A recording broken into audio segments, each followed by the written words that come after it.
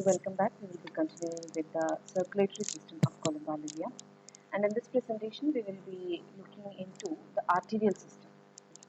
Now the heart, it pumps its deoxygenated blood to pulmonary. Oh, I hope you remember. Okay, so it is from the right ventricle. The deoxygenated blood, it is pumped into the pulmonary aorta, from where it is taken through the pulmonary arteries to the respective lungs, and there it gets oxygenated.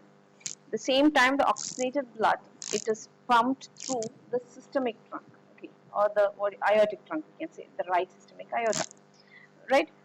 Uh, so this actually constitutes what is the arterial system, right? So blood taken through the pulmonary aorta to the lungs, and the blood taken from the left ventricle through the right systemic aorta to various parts of the body. So that is what it's included under the arterial system. Fine. Now the first one we can see here, the pulmonary trunk. Okay. So the vessel which we are going to discuss is about the pulmonary trunk. It arises from the right ventricle. Fine. So here you can see from the right ventricle, the this one. Okay. The a single pulmonary aorta, it passes ventral to aortic trunk, right, and bifurcates into pulmonary arteries, each of which enters into a lung. Okay, so that is what happens. Fine. Now, the next main arch, the second main arch, which is constituted under arterial system, it is the aortic arch or the systemic aorta. Okay, the right systemic arch or the aortic arch arises from the left ventricle. Uh, the left aortic arch is completely absent in adult birds. Okay, the right aortic arch, it gives out two coronary arteries to the heart. We can see here. Okay, so that will be easier. Fine. So we can see this is the the right systemic arch. Okay, and as soon as it originates, it gives off two branches. They are the what you call coronary arteries. Okay, two small coronary arteries. These coronary arteries, and as the name suggests, they are the blood vessels which carry blood to the heart wall, right? And later it gives off two branches. Okay, a pair of anterior common carotid and a lateral subclavian artery.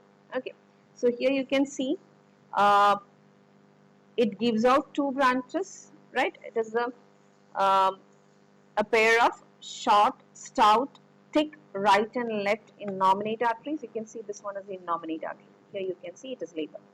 Okay, the left and the right innominate artery, and then at the same time it also gives off subclavian artery. This is a subclavian.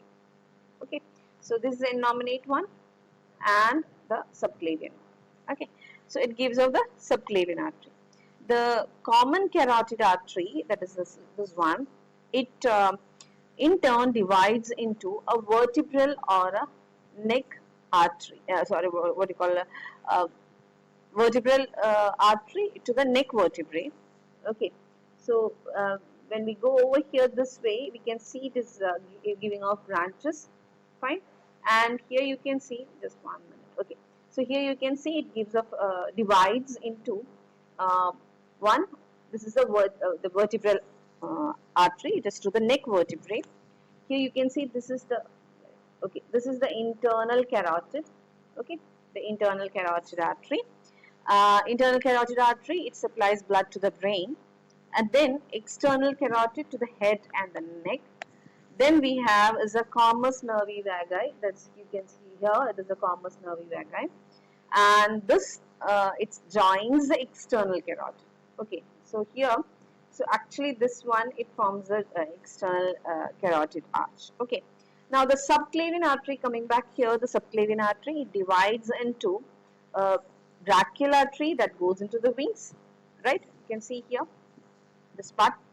Then now very large pectoral artery, which gives off a thin internal mammary artery to the ventral thoracic wall, and then it forms three main branches going to the pectoral what you call muscles of the flight. So these are the branches from the uh, this part. Okay, that is the subclavian artery. Okay, so mainly we can see that as soon as it comes out, that is the right systemic aorta, it comes out of the heart. It gives off two main arteries. One is a pair of what you call right and left innominate artery, uh, and each of these innominate artery, it gives a common carotid and a subclavian artery. Okay, the common carotid, it gives of internal carotid, external carotid, common nervi vagi, and a vertebral.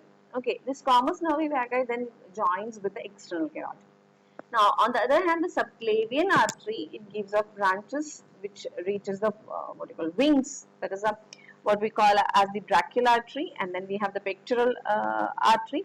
The pectoral artery, it gives off thin internal mammary artery, as well as few or actually three main branches that supplies pectoral muscles of the flight. So this is with regard to all those branches from the anterior to the heart. Okay. So coming back, we can see that the right aortic trunk, so it has given off all the branches towards the neck and the brain and the what you call the wings and all, pectoral region and all. After that, what it does, it just curves down. Okay, curves over dorsally towards the right side of the body or towards the right side of the heart, and then it passes posteriorward. Okay, backwards, mid dorsally. It reaches mid dorsally, and then it continues as dorsal aorta. So reaching over here, this particular branch, trunk, it is known as a dorsal aorta. Clear? Now, the dorsal aorta, it gives off many branches. Okay. In sequential order, if we see the first one here, it is a celiac artery. Okay, this one, a single one. A single median celiac artery that supplies blood or branches to proventriculus, gizzard, duodenum, liver and spleen. Okay, so this one, a single celiac artery, it gives off branches to all these parts of the alimentary canal, proventriculus, gizzard, duodenum, and the organs associated with the liver and the spleen. Fine. Now the next one is a pair of anterior mesenteric. Sorry, an unpaired anterior mesenteric. You can see over here. Just 1 minute. Okay. So here you can see an unpaired anterior mesenteric, and this, as the name suggests, it gives off branches to the small intestine, various parts of the small intestine. Okay. Then we have here, you can see a pair of this one, the anterior renal arteries. It is to the first lobes of kidneys. When we learn the structure of kidneys, you can see they are lobed, and these anterior renal, it supplies the anterior lobes of kidneys, and also they supplies blood to pelvic muscles and outer muscles of the thigh. That is with regard to the pair of anterior, single pair of anterior renal artery. Fine. Now next one we have on the course is the femoral artery. A pair of femoral arteries that run outwards dorsal to the anterior lobes of kidneys and supplies blood to the pelvic muscles, okay, over here, and outer muscles of the thigh. Okay, so this one, it runs over the what you call the anterior lobe of the kidneys, and then it reaches the pelvic region, supplying the pelvic region and the thigh muscles. Fine. Then next one we have is this one. Okay, this branch. We can see in the case of so in the case of columba, a pair of sciatic sciatic arteries, they passes outward to supply blood to inner muscles of the thigh, this one, okay, and also the legs, and each sciatic artery, it gives off a middle renal and posterior renal artery. Okay, so this is the sciatic vessel, right, and it gives off two branches, anterior renal and posterior renal. The anterior renal, middle renal and posterior renal. Okay, middle renal, it supplies the middle lobe of the kidney. Okay, while posterior renal, it supplies blood to the posterior lobe of the kidney.